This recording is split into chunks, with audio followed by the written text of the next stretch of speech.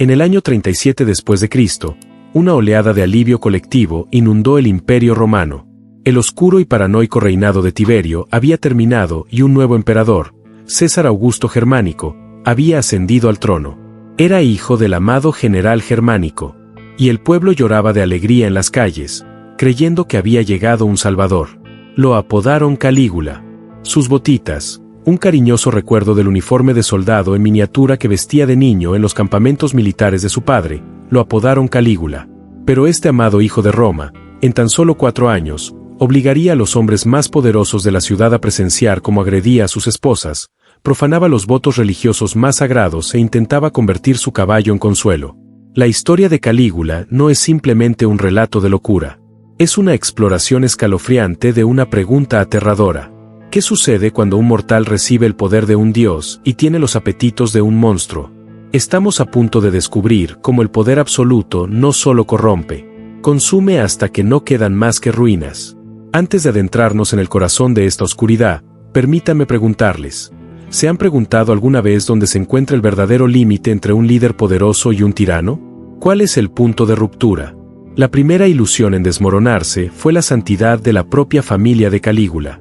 Para un romano, la unidad familiar, la domus, era la piedra angular de la sociedad. Sin embargo, Calígula trataba a su propio linaje como un conjunto de posesiones. Sus 3 hermanas, Agraina, Drusila y Julia Levilla, no se salvaron de su tiranía. Fueron fundamentales para ella. Los historiadores antiguos Suetonius y Cassius afirmaron que mantuvo relaciones incestuosas con todas ellas. Pero su obsesión con Drusila fue la más profunda y pública. La exhibió en banquetes públicos, no como una hermana, sino como una consorte, sentándola a su lado en la posición tradicionalmente reservada para una esposa. No se trataba de una desviación privada oculta tras los muros del palacio. Era una declaración pública. Estaba demostrando a la élite romana que las leyes más fundamentales de la naturaleza y la sociedad no le aplicaban. Cuando Drusila murió repentinamente, la reacción de Calígula no fue la de un hermano afligido, sino la de un viudo angustiado. Sumió a todo el imperio en un periodo de luto público, un acto legal reservado solo para la muerte de la familia directa de un emperador, y la deificó, ordenando que fuera venerada como una diosa. Este simple acto fue una jugada maestra de terror psicológico. Había obligado a Roma no solo a presenciar su tabú, sino a arrodillarse y rezarle. Pero si Calígula pudo romper tan fácilmente los lazos de su propia sangre, los lazos que unían al resto de la sociedad romana no tenían ninguna posibilidad. Su siguiente objetivo era el Senado romano.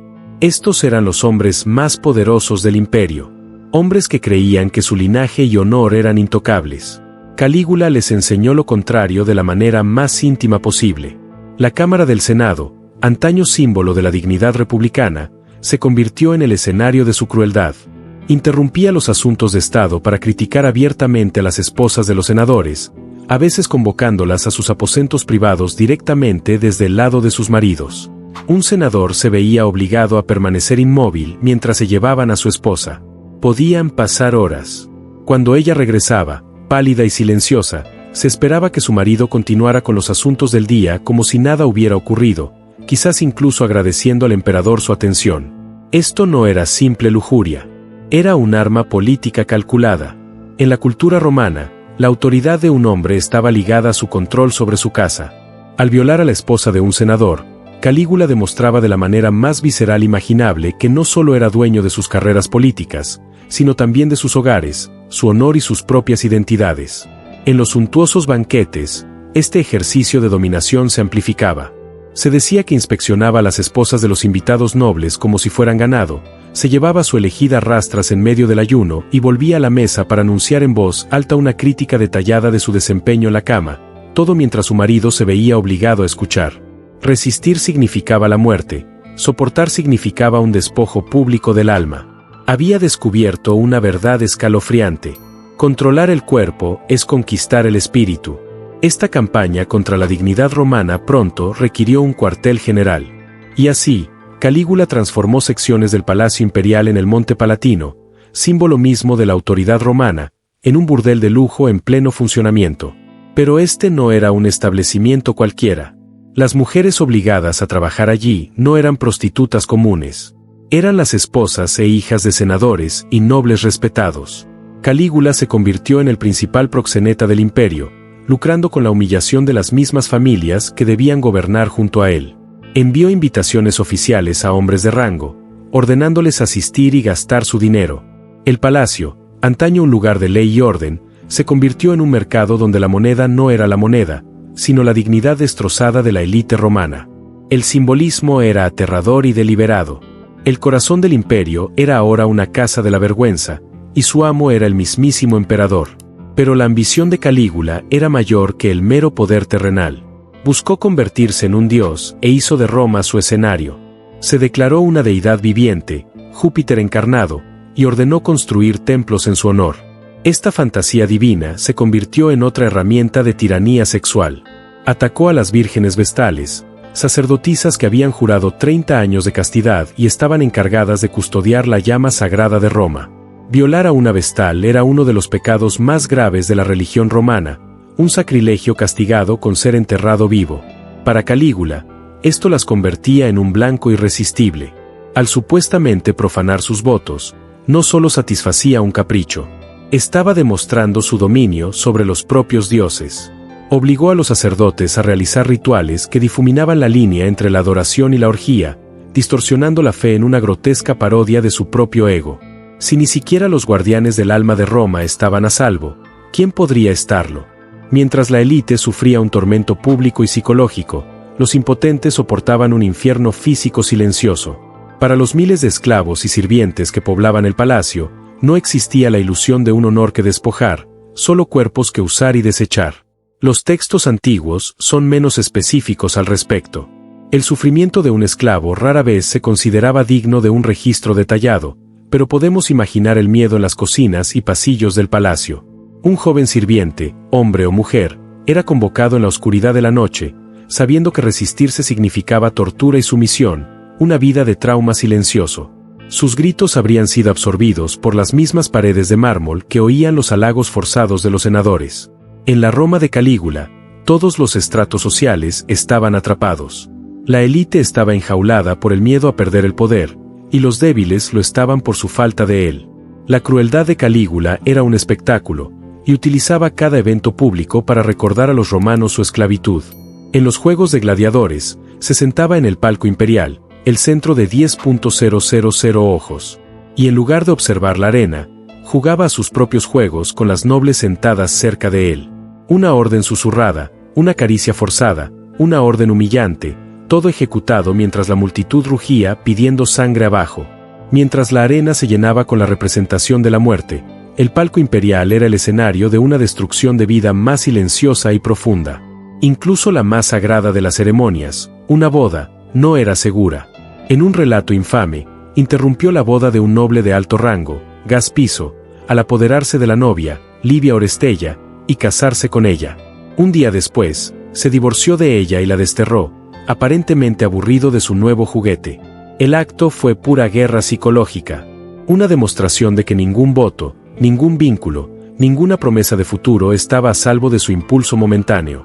Entonces, ¿por qué una sociedad construida sobre el poderío militar y el orgullo cívico soportó esto durante 4 años?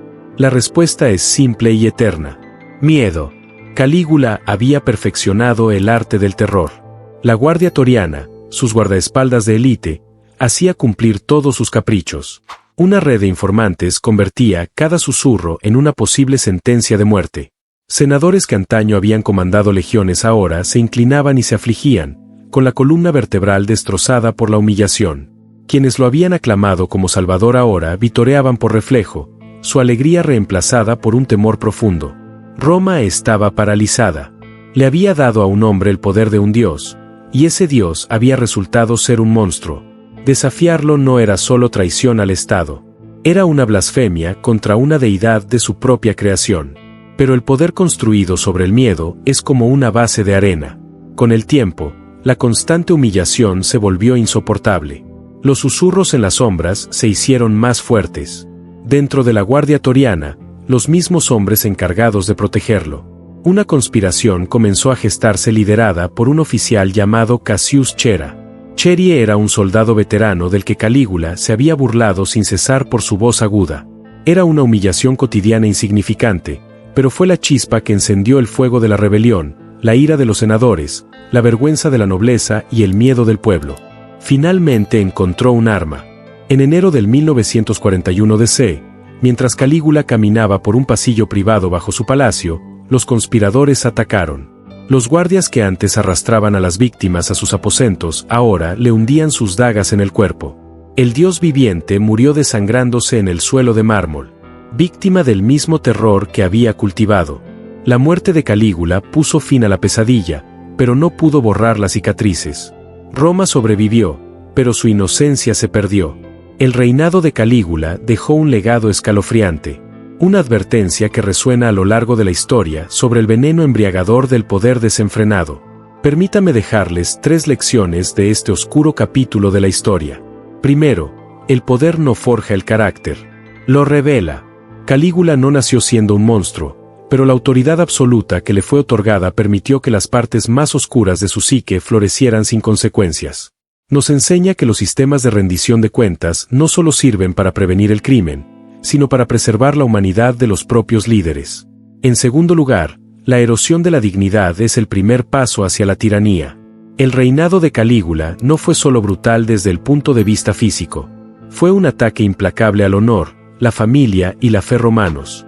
Comprendió que un pueblo despojado de su autoestima es más fácil de controlar. Cuando vemos a líderes burlarse, humillar o degradar a otros, no presenciamos fuerza, sino los primeros temblores de la tiranía.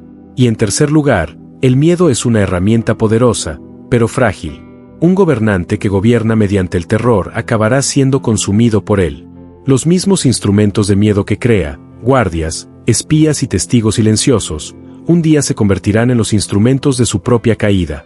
El verdadero poder no reside en la capacidad de infundir miedo, sino en la de inspirar lealtad. La historia de Calígula es más que una antigua historia de terror. Es un recordatorio eterno de que las estructuras que construimos para proteger a la sociedad son frágiles. La línea entre la civilización y el caos, entre una república y un burdel, está determinada por los límites que imponemos a quienes nos dirigen. Porque Roma aprendió de la forma más devastadora posible que la mayor amenaza para un imperio no siempre es un ejército extranjero a las puertas, sino a veces un solo hombre en un trono, desenfrenado y absolutamente absoluto.